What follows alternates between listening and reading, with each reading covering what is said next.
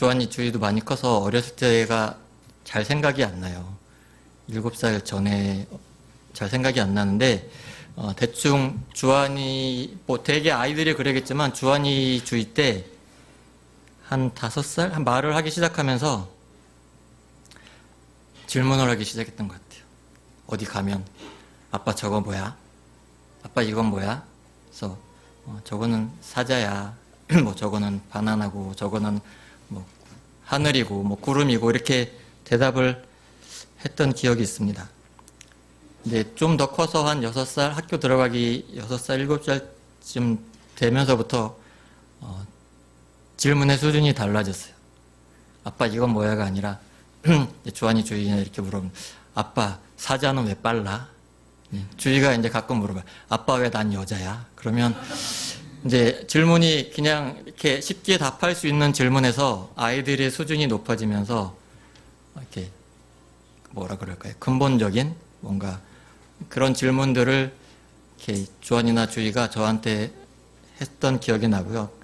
그럴 때마다 답을 해주기 나는 당연히 알고 있는 건데 어떻게 답을 해야 될지 답을 하지 못한 이유가 뭐였냐면 이 아빠의 지식이 너무나 일천하기 때문에 사자는 왜 빨리 달릴까? 어떻게 설명을 해야 될지에 대한 지식이 없었고 사자는 빨리 달리는데 그리고 또 제가 사자가 어떻게 빨리 달리는지 안다 할지라도 그것을 주한이나 주희에게 설명을 해줘도 이해를 했을까 하면 아마 이해를 못했을 것 같아요. 그래서 그렇게 어려운 질문, 너무 근본적인 질문을 할 때마다 이제 아빠인 저로서 아이들에게 했던 답은 뭐냐면 원래 그래. 그 사자는 원래 빠르고 하늘은 원래 파래. 바나나는 원래 노래. 그렇게 답을 했던 것 같아요. 근데 주한이랑 주희가 초등학교 다니고 이제 친구들하고 사귀게 되면서 주한이나 주희가 아빠한테 하던 질문을 이제 아빠가 주한이랑 주희한테 하기 시작했습니다. 오늘 학교에서 뭐 배웠어? 친구들하고 뭐 했어? 주희야, 주희는 희수이랑 왜 이렇게 친해? 그렇게 물어봅니다. 그러면 항상 이렇게 저에게 주한이랑 주희가 이렇게 대답하죠. 나 원래 희승이랑 친했는데? 원래 그래. 제가 했던 말을 아이들이 저에게 주한이랑 주희가 하는 것을 들으면서 두 가지 생각이 들었어요. 하나는 아빠한테 답하기 귀찮구나. 자꾸 물어보니까 대답하기 싫어서 그냥 원래 그래 하면 다 넘어가니까 원래 그래 그렇게 대답을 한다는 생각이 들었고 또 하나는 이제 아이들이 질문을 하지 않는 나이가 되었구나. 학교나 이렇게 다니면서 정답을 맞춰야 되는 주어진 답을 맞히고 거기에 맞춰서 살아가는데 아이들이 이제 익숙해져 가고 있다라는 그런 생각을 하게 되었어요. 그러니까 원래 그렇지, 원래 이렇게 사는 거야, 원래 이게 맞아. 그렇게 답하는 아이들을 보면서 조금 한편으로는 마음이 아쉽다라는 그런 생각이 들었습니다. 그러면서 원래 그래라는 말이 무슨 뜻일까? 원래 그래? 원래 그래라는 말을 할 수 있는 사람이 누가 있을까 생각을 해봤어요. 원래 그래라는 말을 우리가 쉽게 얘기하는데 원래 그래라는 말은 이 세상에서 그런 말을 할 수 있는 사람은 하나님밖에 안 계시다라는 생각이 들었어요. 왜 그러냐면 성경에 의하면 모든 것은 하나님이 만드셨고 하나님으로부터 모든 것들이 생겨났기 때문에 사실은 하나님만이 그 말을 할 수 있는 자격이 있으신 분이시죠. 그렇죠? 그래서 하나님을 믿는다는 것은 무엇일까 생각했을 때 그래서 질문을 하는 게 아닌가 그런 생각을 했어요. 그러니까 주한이나 주희, 연아가 아빠나 엄마한테 이건 뭐야? 이건 왜 이래? 그렇게 하면서 세상을 알아가고 또 엄마 아빠와 더 친해지고 하는 것처럼 우리 아이들이 하나님 앞에 하나님 이건 뭐예요? 하나님 저건 뭐예요? 하나님 나는 왜 하나님을 믿어야 돼요? 어떻게 해야 돼요? 이렇게 질문하는 게 이렇게 믿음의 삶? 하나님을 믿는 것이 아닌가라는 그래서 그런 일들을 통해서 질문하면서 하나님을 더 깊이 알게 되고 하나님과 더 가까워지게 되는. 그래서 그냥 그런 거야. 예수를 믿으면 천국 가. 하나님 잘 믿어야 복 받아. 그냥 그걸 당연하게 여기는 게 아니라 왜 예수를 믿으면 복을 받게 되는지, 왜 예수를 믿어야 천국 가게 되는지 질문하고 고민하고 하는 그런 일들이 우리 아이들에게 있어야 되지 않을까라는 생각을 해보게 됩니다.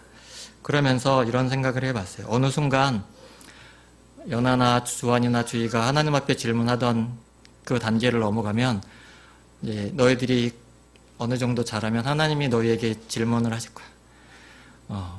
연아야, 나를 사랑하냐? 너는 나를 믿냐? 주희야, 너는 나를 사랑하냐? 너는 나를 하나님으로 믿느냐? 그런 질문을 하실 때가 올 거예요. 하나님이 우리 주한이나 주희나 연아에게. 그럴 때 우리 아이들이 이런 대답을 했으면 하는 마음이 있어요. 하나님, 저는 원래 하나님을 사랑했어요. 하나님, 저는 원래부터 하나님을 믿었어요. 그렇게 대답하는 우리 아이들이 됐으면 하는 그런 마음으로 오늘 말씀을 준비했습니다. 예수님을 믿고 난 이후에 어떤 당황스러운 적이 있으셨나요? 당황스러운 경험? 마치 결혼하기 전에 사귀었던 그 사람과 결혼하고 났더니 이게 뭐지? 마치 그런 당황스러움? 그러는 것이 있지 않으셨는지 모르겠어요. 예수를 믿으면 늘 찬송했던 것처럼 늘 기쁘고 즐겁고 감격이 있고 찬양이 있고 마치 그럴 것 같았는데 그런 일은 사실 정말 가뭄에 콩나듯이 있고 예상하지 못한 그런 어려움과 또 힘든 역경 이런 일들을 당할 때마다 이렇게 당황하게 되는 것 같아요. 이게 뭐지? 주님 왜 이러시나요? 그런 어떤 질문, 의문 이런 어떤 불만 이런 것들이 있던 것 같아요. 저도 그랬던 것 같아요. 특별히 이렇게 사역자, 전임 사역자가 되기로 결심하고 그 길에 들어선 이후에 감사나 감격이나 이런 어떤 놀라운 은혜를 경험하기보다는 늘 항상 이게 뭐죠? 어떻게 하라는 거죠? 어떻게 해야 되는 거지? 하나님 도대체 왜 이러시오? 이런 질문들이 항상 제 머릿속을 가득 채우고 늘 그런 질문들 앞에 제가 이렇게 있었던 것 같아요. 그러면서 그런 생각이 들 때마다 또 한편으로는 스스로를 자책했던 것 같아요. 나는 예수님을 잘못 믿고 있는 건가? 믿음이 나는 너무 없는 사람인가? 이렇게 사역자로서, 목사로서의 자격이 없는 사람은 아닌가 하는 그런 또 스스로를 자책하게 되는 그런 일들이 계속 반복되는 제 자신을 보게 되는 것 같습니다. 성경을 봐도 구약에 나오는 다니엘이나 엘리야처럼 엄청나게 기적을 행하고 불 속에라도 주님을 위해서 불 속에라도 들어가는 그런 믿음을 가졌으면 좋겠는데 그럴 만한 용기도 없고 신약에 나오는 바울이나 스데반처럼 복음을 위해서 기꺼이 자신의 목숨을 바치고 돌에 맞아 죽을 만한 그런 믿음을 가졌으면 좋겠지만 사실 정작 주변에 있는 가족들에게조차 복음을 전하지 못하고 있는 그런 제 자신의 모습을 볼 때마다 하나님에 대한 어떤 원명보다 제 자신의 스스로의 어떤 한계에 이렇게 많이 위축되고 하는 그런 모습들을 보게 되었던 것 같습니다. 그러다가 이 하박국을 읽으면서 조금 위로가 되었던 건 성경에도 그래도 나 같은 사람이 있구나. 다 정말 잘나고 위대하고 놀라운 신앙의 위인들만 있는 게 아니라 이렇게 나와 같이 뭔가 이렇게 마음에 안 드는 게 있으면 하나님 이게 뭐예요? 왜 하나님 일을 이따위로 하세요? 어떡하라고 이렇게 하는 그런 사람이 있구나라는 걸 보면서 조금 약간 위로가 되었던 것 같아요. 그러니까 찾아보니까 하박국의 뜻이 뜻이 있는데 매달리는 자, 끈질긴 자 이런 어떤 의미가 있더라고요. 근데 저에게는 하박국은 약간 위로자와 같은 그런 사람으로 저에게 다가왔습니다. 뭐 사실 하박국에 대해서 우리가 잘 알지는 못해요. 잘 알지 못하고 아마 중고등학교를 좀 열심히 다니셨던 분은 찬양으로 기억하실 거예요. 그죠? 찬양하시나요? 예, 무화과 나무 잎이 마르고. 저희 때는 이렇게 율동을 했는지 모르겠어요. 중고등학교 때 이런 찬양할 때 꼭 뭐 율동을 하면서 찬양을 불렀던 기억이 나는데, 잘 아시겠지만 이 배경을 보면 그렇게 우리가 막 기뻐하고 막 찬양을 율동을 하면서 부를 만한 그런 내용은 아니잖아요. 이 지금 하나님께서 그 이스라엘, 그 유다를 멸망시키겠다고, 그냥 멸망시키는 게 아니라 바벨론이라는, 그죠? 하나님을 믿지 않는 불경건한 자들을 하나님이 들어서 경건한 자를 치시겠다라고 하는 그런 상황 속에서 하박국 3장에 보면 하박국이 이렇게 노래하고 있는 그런 상황이죠. 결코 사실은 뭐 기뻐할 수 있을 그런 찬양은 아닌데, 이 1절에 오늘 1장 읽은 내용들을 보면, 그죠? 그래서 2장 뭐 쭉 내용들을 다 읽진 않았지만, 이제 북이스라엘이 이미 망하고, 이제 그 남유다를 하나님께서 말씀드린 것처럼 바벨론을 통해서 남유다를 멸망시키겠다, 이렇게 하시는 그런 내용, 그런 것을 하박국이 알고 이제 하나님 앞에 따지는 내용이 1장에 나오는 겁니다. 그러니까 우리가 기대하는 것, 제가 예수를 믿고 어떻게 보면 목사가 되기로 하고 기대했던 것, 뭔가 우리에게 피할 길을 주시고, 그죠? 피할 바위가 되어 주신다고 하셨고, 그러셨는데 피할 길이나 피할 바위가 되어 주신 건 아니고 아무것도 없는 그냥 광야에 이렇게 뚝 던져내 버리셔서 마치 알아서 네가 살아라라고 이렇게 말씀하시는 것처럼, 마치 하박국이 지금 그런 심정으로 하나님 앞에 무엇인가 그렇게 하나님이시라면 우리를 지키고 보호해 주셔야지, 하나님을 알지도 못하는 어떻게 그런 자들을 통해서 우리를 이렇게 어렵게 하시고 멸망시키겠다고 하십니까? 이건 도저히 말이 되지 않습니다. 하나님이라면 그렇게 하실 수가 있습니까? 이렇게 따져드는 하박국 앞에 2장에 가면 하나님이 그것에 대해서 응답을 하시고, 그러고 나서 3절에 가면 우리가 잘 아는 뭐 여호와의 영광이 뭐 물이 바다 덮음 같이 무화과 나무 잎이 나오고 찬양하는 모습을 보게 됩니다. 제가 쭉 하박국 1장부터 3장을 쭉 읽어 나가면서 하박국이 3장의 그 무화과 나무 잎이 그 찬양을 하게 된 배경은, 하나님이 이스라엘 백성을 물리치지 않기로 내가 너희를 멸망시키려고 했지만 너희를 멸망시키지 않을 거야, 그것에 대한 답을 주셔서 찬양을 한 건 아니죠. 그러니까 아다시피 남유다는 바벨론에 멸망당하게 되는 것을 역사적으로 우리가 알고 있고, 또 하나님이 2장에서 말씀하시는 걸 통해서 하박국도 하나님이 하신 그 계획이 이루어지실 것이라는 것을 알았죠. 그럼에도 불구하고 하박국이 그렇게 찬양했다는 것을 통해서 알 수 있는 건, 자신이 제기했던 문제가 해결되는 믿음이라는 것은, 그죠? 내가 원하는 답, 자신이 해결하고자 하는 그것이 해결되는 것, 그것으로 믿음에 대한 여부를 확신하거나 그것이 믿음이라고 할 수 없다는 것. 어떻게 보면 믿음은 그것보다 더 큰 것, 그것 이상의 무엇인가 있다라는 것을 이 하박국 1장, 2장, 3장 내용을 통해서 좀 이해할 수 있게 되었던 것 같습니다. 좀 다른 얘기지만 신약으로 넘어와 보면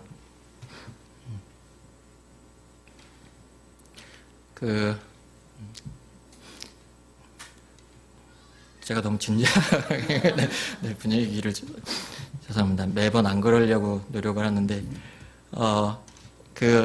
들은 얘기입니다. 제가 들은 얘기인데요. 경쾌하게 할게요.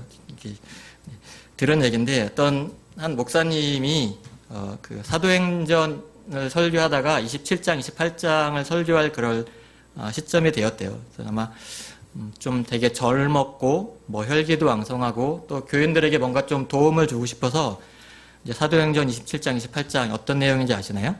거기 보면 이제 바울이 그 로마의 황제에게 가서 재판을 받기 위해서 이제 배를 타고 압송되어 가는 그런 어떤 장면이 나오죠. 가다가 어떤 일이 일어나죠? 광풍을 만나게 되잖아요. 유라굴로라는 큰 광풍을 만나게 돼서 로마로 가지 못하고 멜레나라는 지금 그 몰타라고 하는 그 지역으로 가게 됩니다. 그래서 이 본문을 쭉 읽다가 어떻게 말씀을 전할까 하다가 제목을 이렇게 정했대요. 광풍을 피하는 법. 좀 그럴듯하지 않나요? 이제 어려움을 앞둔 이 시기에, 어려운 시기에 우리가 어떻게 잘 살아가야 될 것인가.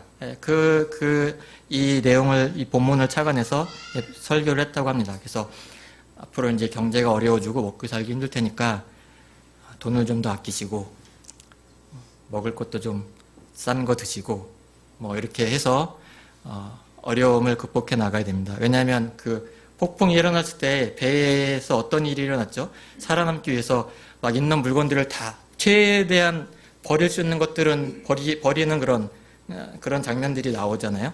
요나서에도 이제 나오는 것처럼 그런 것처럼 최대한 가볍게 해서 살아남아야 된다라고 이렇게 설교를 했다고 합니다. 근데 한참 시간이 지나고 좀 더 목회의 경험이 쌓이고 인생을 살아가게 되면서 다시 이 본문에 대한 설교를 하게 되었을 때 예전에 자신이 설교했던 그런 내용을 보면서 그런 후회나 이런 생각이 들었대요. 내가 얼마나 인간적인 관점에서 하나님의 말씀을 읽었던가. 그래서 그러면서 다시 하나님의 관점에서 이 말씀을 다시 대하면서 그런 생각이 들었대요. 하나님의 관점에서 봤을 때 이 광풍, 이 어려움은 단지 우리가 피하는 것으로, 피해야만 될 것으로 그렇게 볼 것이 아니라 이 일을 통해서 하나님이 어떤 일을 하셨는가를 볼 수 있게 되었다는 거죠. 그러니까 사실 사도 바울이 복음을 전한 것으로 인해서 고소를 당해서 로마의 황제에게 가서 재판을 받아야 된다는 것도 어떻게 보면 큰 어려움일 수 있잖아요. 그죠? 자신의 목숨을 잃을 수 있는 그런 것도 어려움인데 또 가는 길에 그 어려움에 또 광풍까지 만나서 그죠? 어차피 죽을 목숨이긴 하지만 가기 전에 그죠? 사형 선고를 받아서 죽는 거와 사형장에 가기 전에 누가 칼을 찔러서 맞아서 죽는 거. 뭔가 아무튼 그런 그런 상황 속에서 지금 있는 것인데 그 일을 통해서 어떤 일이 일어났냐 하면 그 몰타라는 멜레나라는 그 섬에 하나님을 알지 못한 사람들에게 복음을 전할 수 있는 기회가 되었고 또 그 땅이 하나님 나라로 하나님의 복음으로 이렇게 가득 차게 되는 그러한 일들이 일어난 걸 이 목사님이 보게 되었다는 그런 얘기를 들었습니다. 그래서 제가 다니엘서를 쭉 보고 이 사도행전에 대한 그 이야기를 들으면서 혹시 기억 안 나시죠? 지난번에 제가 무슨 설교를 했는지. 네. 목사가 항상 감사하는 거는 그거예요. 그죠? 한 주만 지나도 기억을 못해서 똑같은 본문으로 설교를 해도 항상 새롭게 받아들여 주시는 거에 대해서 감사함이 있는데 그러니까 우리가 가진 불만, 제가 가진 불만은 그거죠. 왜 나에게도 5달란트를 주시면 최소한 3달란트만이라도 주셨으면 내가 그래도 뭔가 이렇게 좀 뽀대나고 그럴듯한 뭔가 이렇게 사역을 할 수 있을 것 같은데 1달란트밖에 주시지 않으셔서 이거 가지고 뭐 하라는 겁니까? 늘 이제 그 불만이 있잖아요. 왜 쟤는 저렇게 주시는데 나에게는 이렇게. 늘 이제 그런 불만과 그런 어떤 그런 게 있었죠.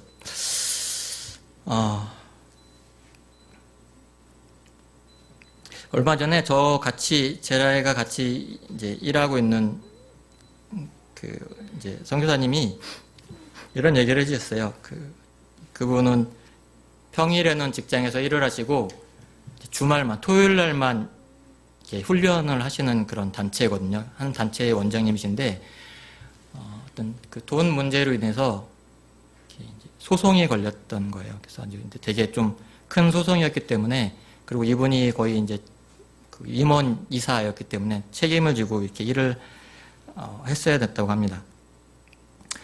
근데 이게 돈이 걸린 문제고, 또 어쨌든 그 문제가 해결이 안 되면 회사에 큰 타격이 있기 때문에 자기가 막 사표를 써야 되나 어쩌야 되나 막 이런 고민하고 잠도 못 자고 스트레스를 너무 많이 받았다는 거예요. 근데 어느 날은 하루는 사장님이 이게 자신을 그분을 이렇게 불러서 그렇게 얘기를 했다는 거예요.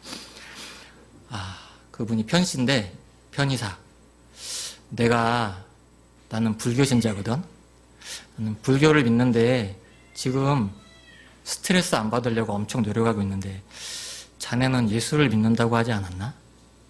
근데 왜 이렇게 스트레스를 받네? 왜 이렇게 나보다도 믿음이 없어? 이렇게 불러서 그렇게 얘기를 했다라는 겁니다. 그거 말씀 자기가 이렇게 한 대에 얻어 맞은 것 같다고. 제가 그 얘기를 들으면서 하나님이 나에게 그렇게 너는 너의 믿음은 어디 있느냐?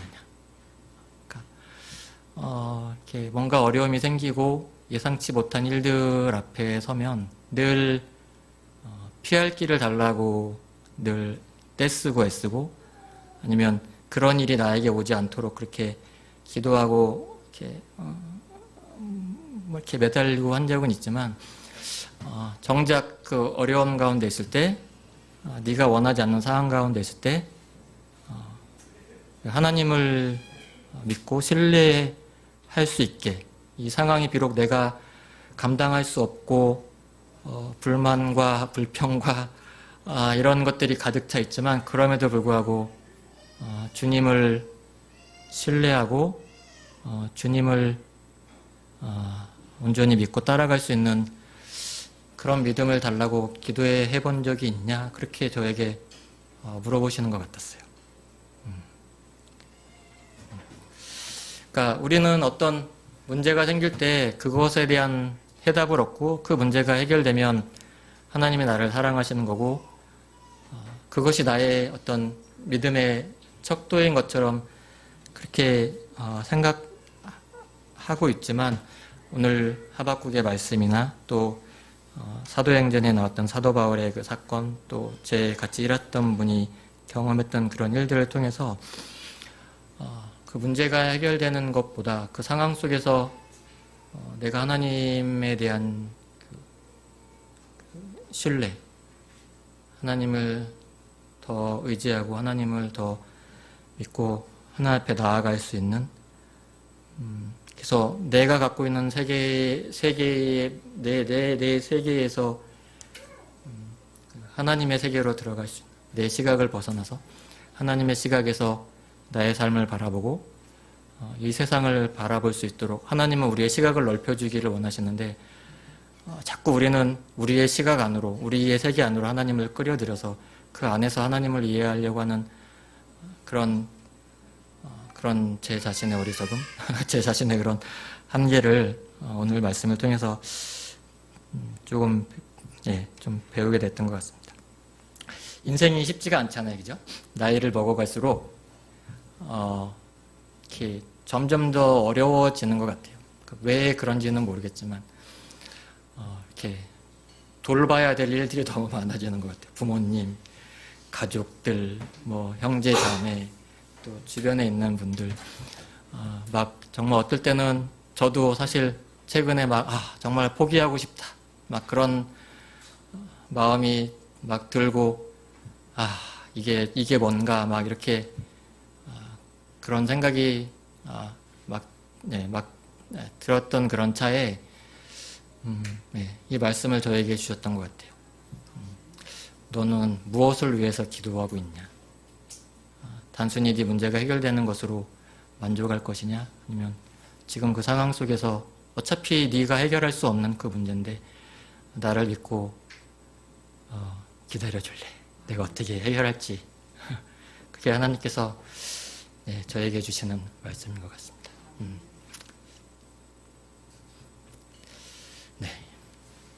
하나님이 모든 것을 합력하여 선을 이루시겠다고 말씀하신 그 하나님의 말씀이 우리의 고백이 되고, 네, 우리의 인생을 이끌어가시고 우리의 삶을 주관하시는 그 하나님 앞에 믿음의 고백으로 우리가 우리의 인생을 살아갈 수 있었으면 좋겠습니다. 같이 기도하겠습니다.